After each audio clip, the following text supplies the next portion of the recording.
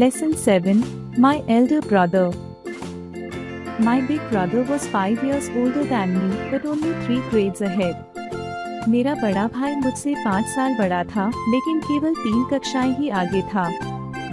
He had begun his studies at the same age as I had, but he did not like the idea of proceeding hastily in an important matter like education. उसने भी मेरी ही उम्र में पढ़ाई शुरू की थी, लेकिन वह शिक्षा जैसी महत्वपूर्ण चीज में जल्दबाजी करने के विचार को पसंद नहीं करता था. He wanted to lay a firm foundation. वह एक मजबूत नींव रखना चाहता था. So he took 2 years to do 1 year's work. Sometimes he even took 3. इसलिए वह 1 साल के काम में 2 साल लगाता था, कभी-कभी तो 3 साल भी लग जाते थे. I was the younger, he the elder. मैं छोटा था, वह बड़ा. I was 9, he was 14. Being older, he had full rights to supervise and instruct me. मैं 9 साल का था, वह 14 का. बड़े होने के नाते उसे मुझ पर पूरी निगरानी रखने और मुझे निर्देश देने का पूरा अधिकार था. I was expected to accept every order of his as a law. मुझसे उम्मीद की जाती थी कि मैं उसके हर आदेश को कानून की तरह मानूं. By nature, he was very studious and always sat with a book before him. स्वभाव से वह बहुत मेहनती था और हमेशा अपने सामने किताब लेकर बैठा रहता था. On the other hand, I was not at all keen about studying. दूसरी ओर, मुझे पढ़ाई में बिल्कुल भी दिलचस्पी नहीं थी. To pick up a book and sit with it for an hour was a tremendous effort. किताब उठाकर 1 घंटे तक उसके साथ बैठना मेरे लिए बहुत बड़ा प्रयास था. At the first chance, I would run out of the hostel and go to the playfield and play marbles or fly paper butterflies, or if I just met a friend, what could be more fun? जैसे ही मौका मिलता, मैं hostel से बाहर भाग जाता और खेल के मैदान में कंचे खेलता, कागज की तितलियां उड़ाता, या बस किसी दोस्त से मिल जाता. इससे ज्यादा मजेदार और क्या हो सकता था? Sometimes we would climb onto the courtyard walls and jump down, or straddle the gate and ride it back and forth, enjoying it as if it were a motor car. कभी-कभी हम आंगन की दीवारों पर चढ़कर नीचे कूदते या फाटक पर चढ़कर उसे आगे पीछे झुलाते, मानो वह कोई मोटर कार हो. But as soon as I returned to my room and saw my brother's scowling face, I was petrified. लेकिन जैसे ही मैं अपने कमरे में लौटता और अपने भाई का गुस्से से भरा चेहरा देखता, मैं सहम जाता. His first question would be, where were you? उसका पहला सवाल होता, तुम कहाँ थे? I do not know why I could not manage to say that I had just been playing outside. मुझे नहीं पता कि मैं क्यों नहीं कह पाता था कि मैं बस बाहर खेल रहा था. My silence was an acknowledgement of my guilt, and my brother's only remedy for this was to greet me with a reproach, though affectionately. मेरी चुप्पी मेरे अपराध की स्वीकृति थी और मेरे भाई का एकमात्र उपाय यह था कि वह मुझे डांटे, हालांकि स्नेहपूर्वक. If you study English this way, you will be studying it the rest of your life and you would not get it right. अगर तुम इसी तरह अंग्रेजी पढ़ोगे, तो जिंदगी भर पढ़ते ही रह जाओगे और फिर भी इसे सही से नहीं सीख पाओगे. Studying English is no laughing matter. अंग्रेजी पढ़ना कोई मजाक नहीं है. You have got to wear out your eyes morning and night and use every ounce of energy, then perhaps you will learn the subject. तुम्हें सुबह शाम आंखें थकानी पड़ेंगी और अपनी पूरी ताकत लगानी होगी, तब शायद तुम इस विषय को सीख सकोगे. You have seen with your eyes how hard I work. तुमने अपनी आंखों से देखा है कि मैं कितनी मेहनत करता हूँ. Every day there are cricket and hockey matches, but I do not go near them. हर दिन क्रिकेट और हॉकी के मैच होते हैं, लेकिन मैं उनके पास भी नहीं जाता.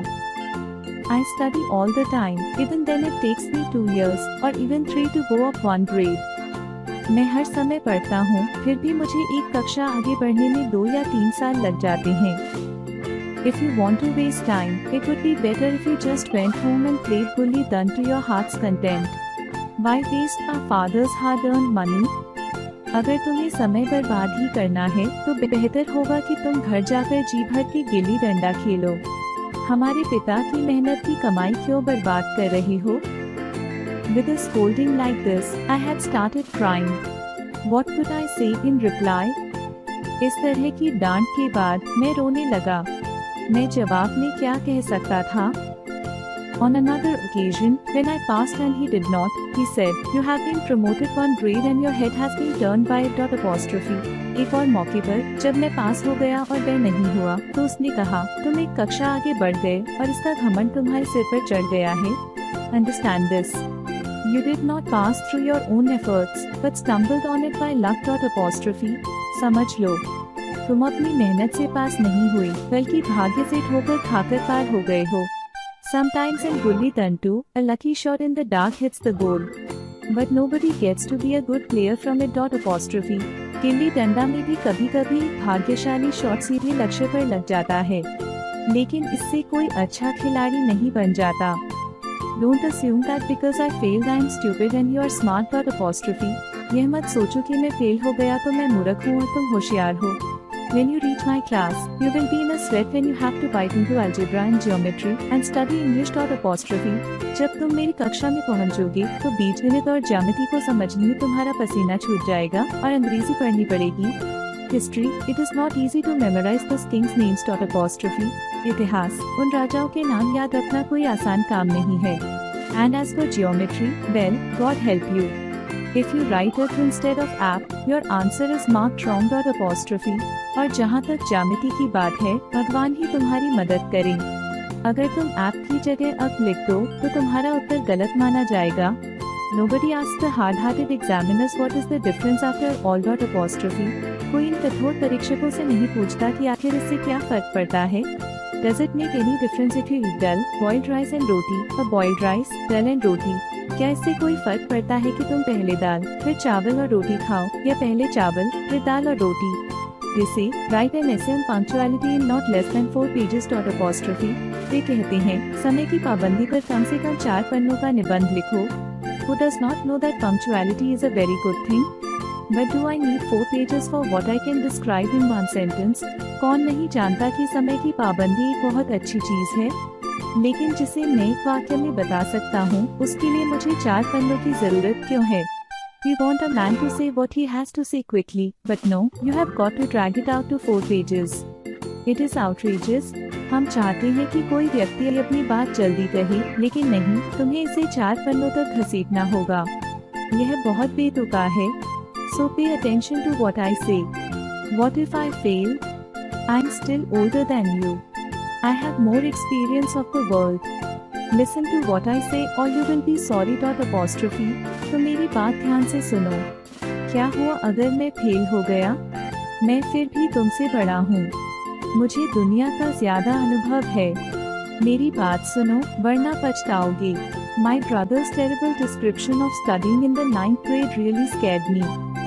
मेरे भाई की 9वीं कक्षा की पढ़ाई के भयानक वर्णन ने मुझे सच में डरा दिया। I am surprised I did not run away from school and go home. मुझे आश्चर्य है कि मैं स्कूल से भागकर घर नहीं चला गया। But even a scolding like this did not change my distaste for books one bit. लेकिन ऐसी डांट फटकार के बावजूद भी मेरी किताबों के प्रति अरुचि जरा भी नहीं बदली। I did not miss a single chance to play. I studied much less than before. मैंने खेलने का एक भी मौका नहीं छोड़ा। मैं पहले से भी कम पढ़ाई करने लगा। Then it was the yearly exams again, and it so happened that once more I passed and my brother failed. फिर वार्षिक परीक्षाएं आ गईं, और ऐसा हुआ कि मैं फिर से पास हो गया और मेरा भाई fail. I had not done much work, but somehow or other I was in the first division. मैंने ज्यादा मेहनत नहीं की थी, लेकिन किसी तरह मैं प्रथम श्रेणी में पास हो गया। I myself was astonished. मैं खुद ही आश्चर्यचकित था। My brother had just about killed himself with hard work, memorizing every word in the course. मेरा भाई तो कड़ी मेहनत करके खुद को थका चुका था, पाठ्यक्रम का हर शब्द रट लिया था। He had grown pale, but the poor fellow failed again, and I felt sorry for him. वह बिल्कुल पीला पड़ गया था, लेकिन बेचारा फिर से फेल हो गया और मुझे उसके लिए दुख हुआ।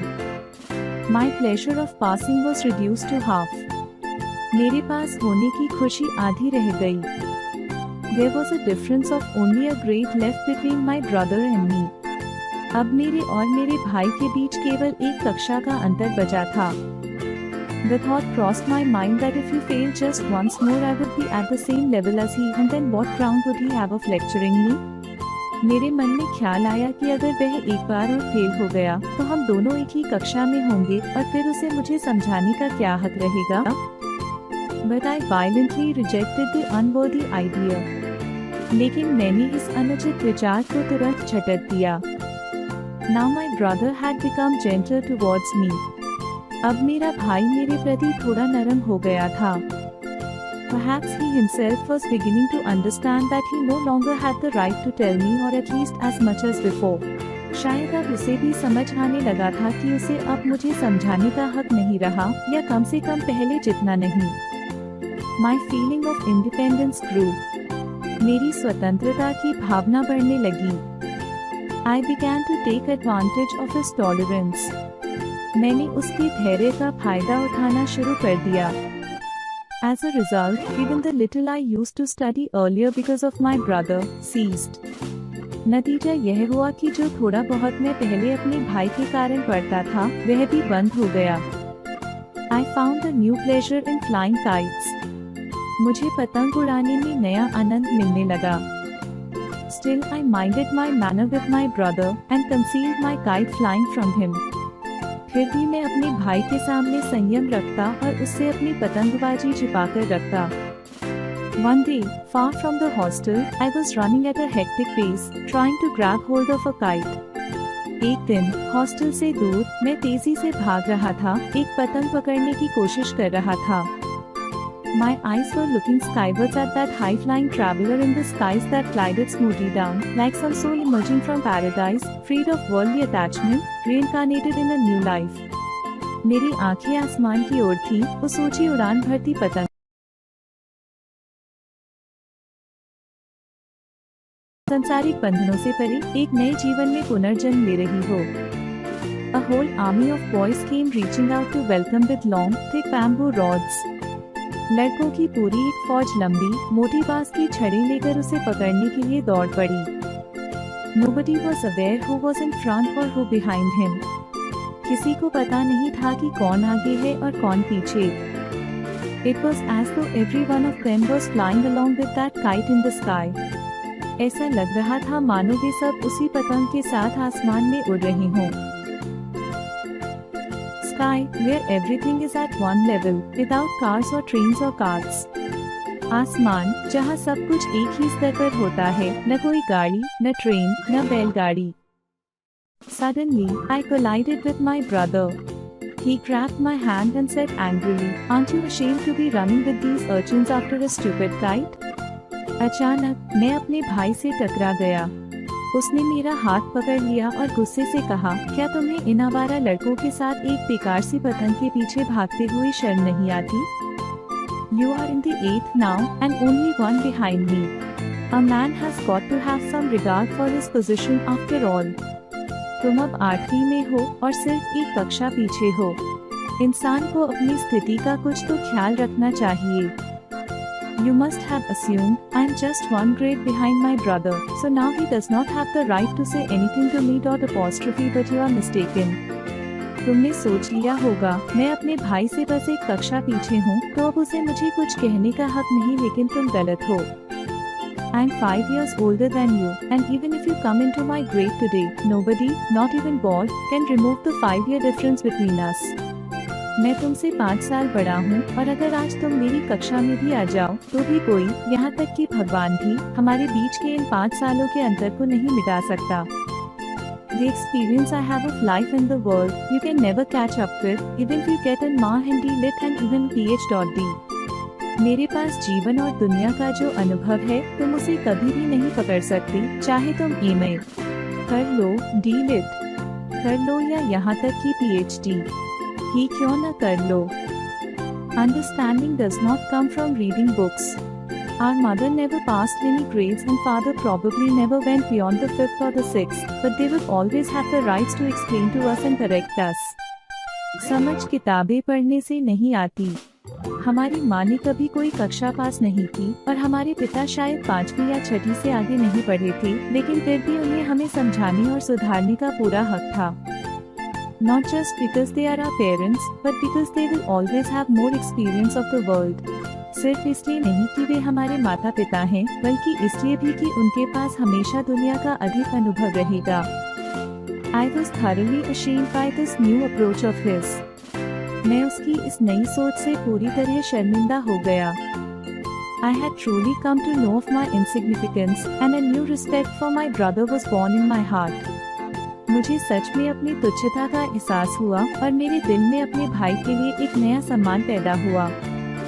With tears in my eyes, I said, "No, no, what you say is true." Apostrophe. आंखों में आंसू लिए मैंने कहा, नहीं, नहीं, जो आप कह रहे हैं, वह सच है। He smiled and said, "I don't forbid you to fly kites. I would have liked to fly them myself.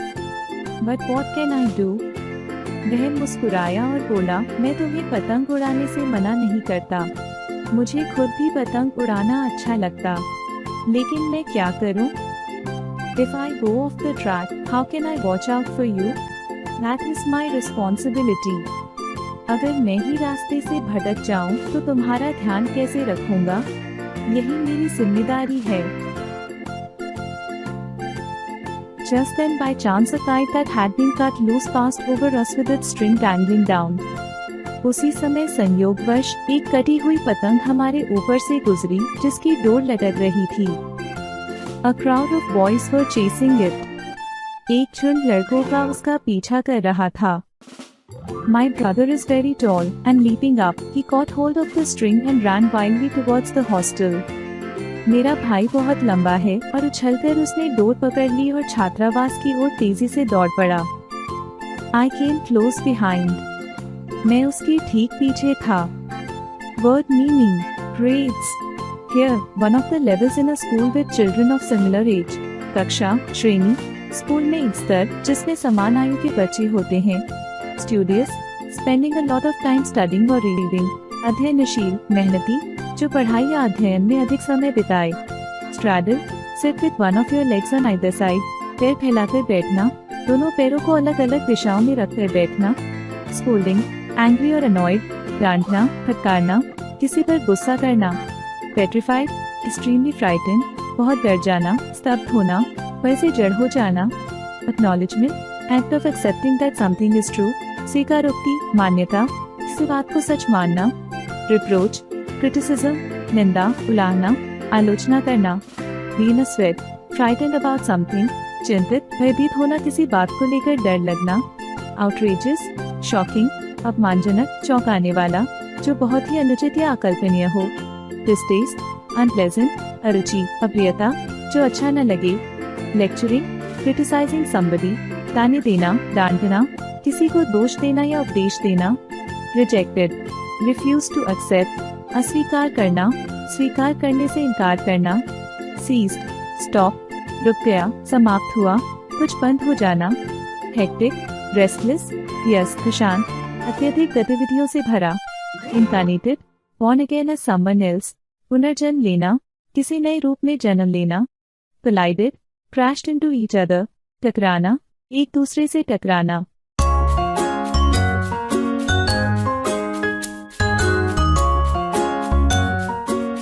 Like, share and subscribe.